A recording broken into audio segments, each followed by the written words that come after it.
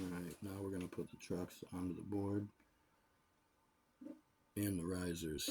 So, grab the board.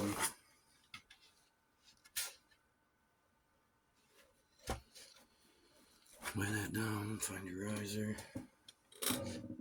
Usually the 2 holes goes towards the tail. Last I remember, like 20 years ago. Then goes your truck. On top of that. Just like that. Line them up. Get you your bolt. Find the hole.